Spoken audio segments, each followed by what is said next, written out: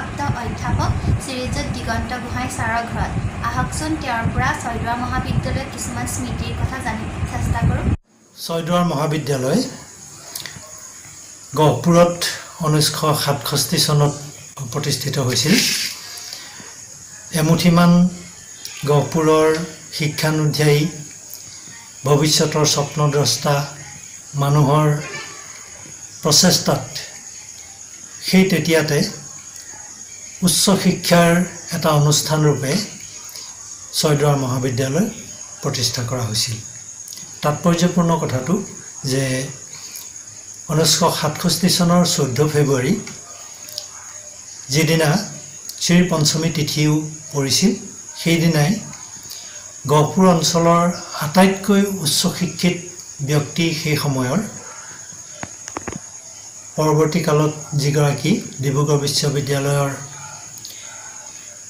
পদাৰ্থ বিজ্ঞান বিভাগৰ মুৰব্বী অধ্যাপক ৰূপে প্ৰতিষ্ঠিত হৈছিল ডক্টৰ কমল চন্দ্ৰ বৰুৱা, তেখেত আৰু এই অঞ্চলৰ আটাইতকৈ বয়সীয়া ব্যক্তি সেই সময়ৰ বাহাদুৰ শইকীয়া, এই দুগৰাকী ব্যক্তিৰ সোণৰূপৰ হাতেৰে মহাবিদ্যালয়ৰ লাইখুঁটা স্থাপন কৰা হৈছিল।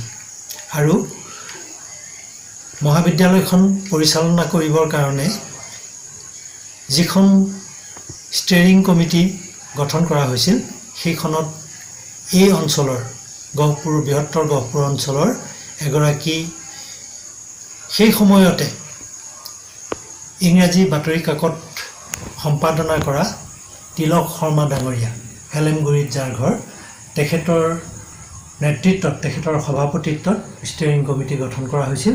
আৰু ৰাইজে সততা আৰু কৰ্মনিষ্ঠাৰ প্ৰতি সন্মান জনাই এই অঞ্চলৰ এগৰাকী যুৱ প্ৰজন্মৰ লোকক মহাবিদ্যালয়খন গুৰি ধৰিবৰ কাৰণে প্ৰতিষ্ঠাপক সম্পাদক হিচাপে নিয়োগ কৰিছিল। সেইগৰাকী হৈছে সদ্য প্ৰয়াত কেশৱ চন্দ্ৰ হাজৰিকাদেৱ। আৰু এই সকল ব্যক্তিৰ প্ৰচেষ্টাতেই দৰাচলতে সেই সময়তে গহপুৰত উচ্চ শিক্ষাৰ এই অনুষ্ঠানটি জন্ম লাভ কৰিছে। ছাৰ, আপোনাৰ সৈতে এনেকুৱা কিছুমান স্মৃতি জড়িত হৈ আছে নেকি ছয়দুৱাৰ মহাবিদ্যালয়ৰ? মই যোৱা 40টা বছৰ গহপুৰত আছোঁ। তাৰে ভিতৰত 1978 চনৰ 10 জুলাই তাৰিখে মই এইখন মহাবিদ্যালয়ত যোগদান কৰিছিলোঁহি অধ্যাপক হিচাপে। আৰু সেই দিনটো নিশ্চিতভাৱে মোৰ কাৰণে এটা স্মৰণীয় দিন। মই বৰষুণত তিতি জুৰুলি জুপুৰি হৈ গহপুৰ ৰেল ষ্টেচনত ৰেলৰ পৰা নামিছিলোঁ ৰাতি 12টামান বজাত। তাৰপিছত ৰাতিপুৱা সময়ত ৰিক্সাত উঠি আহি গহপুৰৰ মাজমজিয়াত উপস্থিত হ'লোঁ। লাহে লাহে পিছত কলেজলৈ আহি সেই দিনটোতে মই ছয়দুৱাৰ মহাবিদ্যালয়ত প্ৰথম প্ৰৱেশ কৰিছিলোঁ। সেইটো এটা মোৰ কাৰণে স্মৰণীয় দিন। দ্বিতীয়তে, স্মৰণীয় দিন বুলি ক'লে বহুবিলাকেই আছে, ভালো আছে, বেয়াও আছে। সেইবিলাকৰ ভিতৰত কোনবিলাকনো এতিয়া মই ক'ম? আছে, ঢেৰ আছে। আৰু একেবাৰে শেষৰ দিনটোৰ মোৰ স্মৰণীয়, দিন যিদিনাখন মই মহাবিদ্যালয়ৰ পৰা অৱসৰ গ্ৰহণ কৰিছিলোঁ। সেই দিনটোত মোৰ সহকৰ্মীসকলে খুব মৰম সাদৰ কৰি মোক বিদায় সম্ভাষণ জনাইছিলে। সেই দিনটো মই পাহৰিব নোৱাৰোঁ। আৰু মই মহাবিদ্যালয়খনক এখন জীৱিকা উপাৰ্জনৰ কেন্দ্ৰ বুলি মই কেতিয়াও ভবা নাই। মই আচলতে মহাবিদ্যালয়খনক নিজৰ মাতৃজ্ঞান কৰোঁ।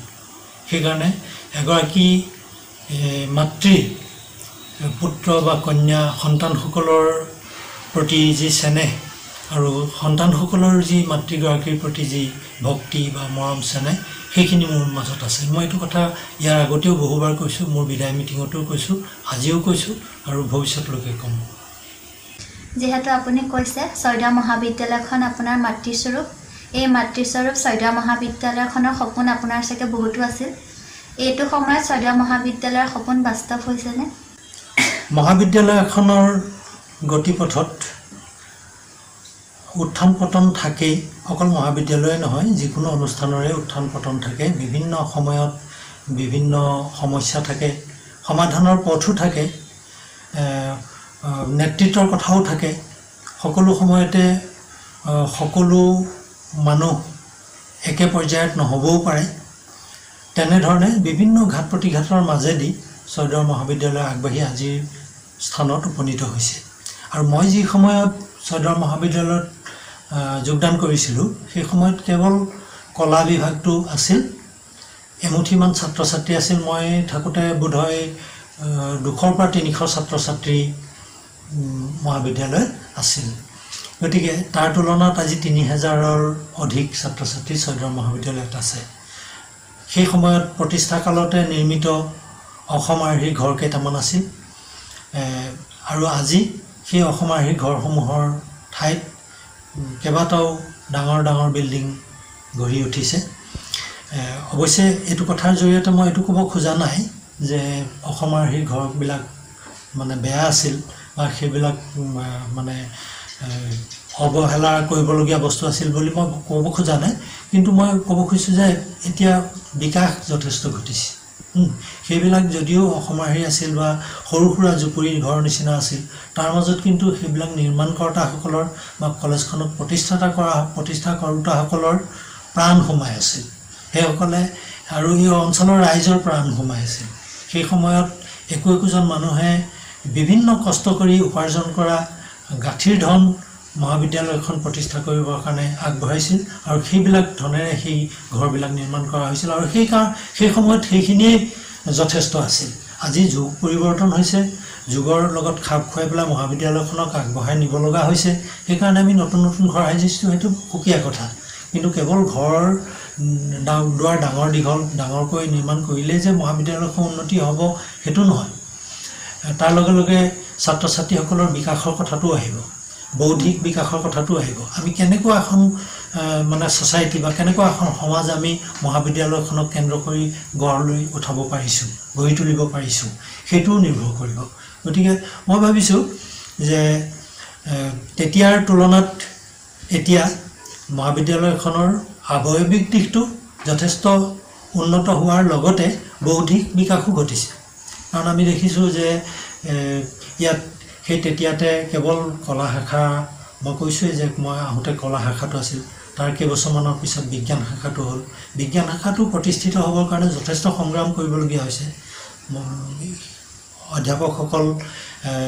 অধ্যাপকসকলে যথেষ্ট ত্যাগ স্বীকাৰ কৰিব লগা হৈছে। কলা শাখাৰো ত্যাগ স্বীকাৰ কৰিছিলে এটা সময়ত। তাৰপিছত যেনিবা এতিয়া বাণিজ্য শাখাটো পূৰ্ণাংগ হ'ল। বাণিজ্য শাখাটোৰ উপৰিও বিভক নামেৰে UGCৰ আণ্ডাৰত যিবিলাক নতুন বিষয় আহিছে, সেইবিলাকেও অঞ্চলটোৰ ছাত্ৰ ছাত্ৰীসকলক উপকৃত হৈছে। বিভক যিটো বিভাগ, সেই বিভাগটোৰ অন্তৰ্ভুক্ত ছাত্ৰ ছাত্ৰীটো অসমৰ বাহিৰৰ ছাত্ৰ ছাত্ৰীও এতিয়া আছে। গতিকে মই ভাবোঁ মহাবিদ্যালয়খনত যথেষ্ট পৰিমাণে বৌদ্ধিক বিকাশ ঘটিছে। সাহিত্য সংস্কৃতিৰ পৰা আৰম্ভ কৰি খেলা ধূলালৈকে এটা নতুনকৈ ইনডোৰ ষ্টেডিয়াম আজি কিছু বছৰ আগতে গঢ় লৈ উঠিছে।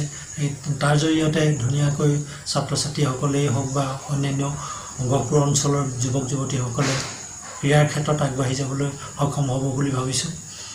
আৰু এতিয়াতো সোণালী জয়ন্তী বৰ্ষ উপস্থিত হ'ল, 50 বছৰ অতিক্ৰম কৰিলে। স্বাভাৱিকতেই মহাবিদ্যালয়খনে পিছ পৰি যোৱা বুলি মই ভবা নাই, আগবাঢ়ি গৈছে আৰু আগবাঢ়ি যাব এই আশা মোৰ ৰাখিছোঁ।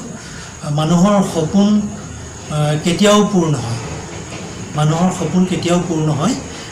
যিমানেই আগবাঢ়ি যায় মানুহৰ সপোন বাঢ়ি বাঢ়ি গৈ থাকে। মোৰ সপোন সম্পূৰ্ণ হোৱা বুলি মই ক'ব নোৱাৰোঁ।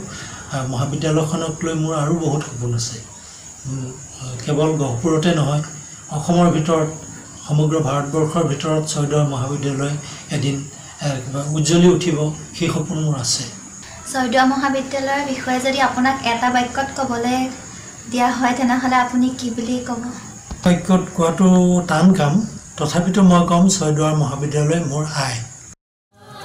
এয়া আছিল ছয়দুৱাৰ মহাবিদ্যালয়ৰ প্ৰাক্তন অধ্যক্ষ, উপাধ্যক্ষ তথা অসমীয়া বিভাগৰ প্ৰাক্তন অধ্যাপক শ্ৰীযুত দিগন্ত গোহাঁই ছাৰৰ চমু বক্তব্য।